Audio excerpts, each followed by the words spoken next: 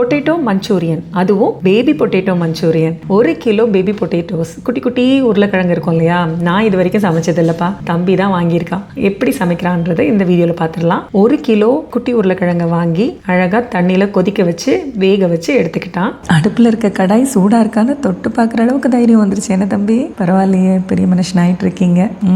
அதுக்கப்புறம் வேக வச்ச உருளைக்கிழங்கு நல்லா ஆறுனதுக்கு அப்புறமா 2 கட் பண்ணிட்டு அதை தோல் எல்லாம் உரிச்சு எடுத்துக்கிட்டான். இதனோண்டு உரிச்சு எடுக்கிறக்கே பொறுமை வேணும் தம்பி. உண்மையிலேயே உனக்கு பொறுமை ஜாஸ்தி தான். சமையல் செய்கிறதுக்கே ஒரு பொறுமை வேணும், அதுலேயும் இவ்வளோ பொடியான விஷயங்களை ஹேண்டில் பண்ணணும்னா ரொம்பவே பொறுமை வேணும். சரி, இப்போ உரிச்சு எடுத்த அந்த உருளைக்கிழங்கு கூட 1/4 கப் சோள மாவு, 1/4 கப் மைதா, 1/2 டீஸ்பூன் மிளகுத்தூள், 1/2 டீஸ்பூன் உப்பு எல்லாம் சேர்த்து நல்லா விரசிட்டு அதுக்கப்புறம் கொஞ்சமாக தண்ணி, 1 டேபிள் ஸ்பூன் போல் தண்ணி சேர்த்து அதில் கொஞ்சம் ஈரப்பதம் பட்டுச்சுன்னா நல்லா ஒட்டி கொள்ள மாவு அது மாதிரி போட்டதுக்கப்புறம் திரும்ப கொஞ்சமாக சோள மாவை மேலே தூவி விட்டால் மறுபடி அதில் இருக்க அந்த கோட்டிங் என்ன பண்ணுன்னா ரொம்ப கிறிஸ்பியாக கொடுக்கும். ஸோ இந்த மாதிரி விரசினதுக்கப்புறம் எண்ணெயை நல்லா சூடாக காய வச்சுட்டு அதுக்கப்புறம் கொஞ்சம் கொஞ்சமாக போட்டு பொரிச்சு எடுக்கணும். நீட்டாக எல்லாத்தையும் ஃப்ரை பண்ணி எடுத்து வச்சுட்டான். சின்ன சின்ன பேட்சாக பொரிச்சு எடுத்தான். ஒவ்வொன்றும் அழகாக கோல்டன் ப்ரௌன் வர்ற மாதிரி கிறிஸ்பி, அந்த சவுண்டு கிறிஸ்பியாக கேட்குற மாதிரி பொரிச்சு எடுத்துக்கிட்டான்.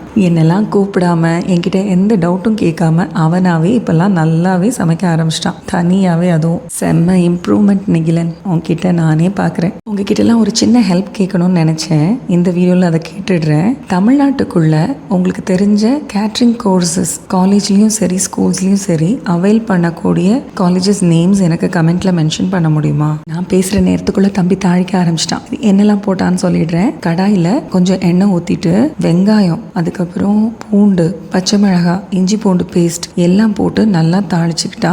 மெஷர்மெண்ட்ஸ் எல்லாமே நான் மேலே கொடுத்துருக்கேன், அதை பார்த்துக்கோங்க. அது கூட கொஞ்சம் பெப்பர், கொஞ்சம் சால்ட், கொஞ்சம் சில்லி பேஸ்ட், கொஞ்சம் சோயா சாஸ், அது கூடவே கொஞ்சம் தக்காளி சாஸ் மட்டும் கொஞ்சம் நிறைய. இது பத்தாதுன்னு கொஞ்சமாக சீனி வேற, அதையும் சேர்த்து எல்லாத்தையும் நல்லா சாட்டே பண்ணிட்டான். சாட்டே பண்ணதுக்கு அப்புறமா ரொம்ப கொஞ்சமாக தண்ணி சேர்த்துக்கிறான். கொஞ்சம் பச்சை வாசனை போய் அது வெந்து வரணும் இல்லையா, அதுக்காக. அதுக்கப்புறம் கார்ன்ஃப்ளவர் மாவை கொஞ்சமாக தண்ணியில் கரைச்சி வச்சுட்டு, அது கார்ன்ஃப்ளவர் ஸ்லரின்னு சொல்லுவாங்க, ஒரு பைண்டிங் ஏஜென்ட். அந்த கிரேவியை கொஞ்சம் திக்கன் பண்ணி கொடுக்கும். அப்போ தான் அந்த மசாலாலாம் அந்த உருளைக்கிழங்கு மேலே கோட் ஆகி வரும். ஸோ அதையும் கொஞ்சம் ரெடி பண்ணிட்டு அதையும் போட்டு கிண்டி அதோட பச்சை வாசனை போனதுக்கு அப்புறமா பொரிச்சு வச்சிருக்க உருளைக்கிழங்கு எல்லாத்தையும் கடாயில் போட்டு நல்லா கிண்டி பரட்டி எடுத்துட்டா நம்மளோட baby potato Manchurian ready. Spring onions இருந்தால் அது மேலே தூணா சூப்பராக இருக்கும். பட் வீட்டில் நான் வாங்கி வைக்கல, தம்பிக்கும் வெளியில் போய் வாங்குற மூடு இல்லை. ஸோ கொத்தமல்லியை தூவி அழகாக இறக்கிட்டான். இதுவே சூப்பராக இருக்குது தம்பி.